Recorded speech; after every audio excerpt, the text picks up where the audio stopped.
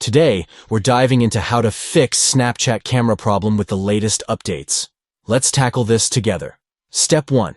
Checking your internet connection involves switching between mobile data and Wi-Fi to determine if the camera issue on Snapchat is related to connectivity problems.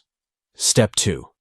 Restarting the Snapchat app by closing it completely and reopening it can help fix minor glitches that may be affecting the camera functionality. Step 3. Updating Snapchat ensures that you have the latest version installed on your device, which often includes bug fixes and improvements that can address camera issues. Step 4. Restarting your device can sometimes resolve camera problems with Snapchat by refreshing the system and potentially clearing any underlying issues causing the camera malfunction.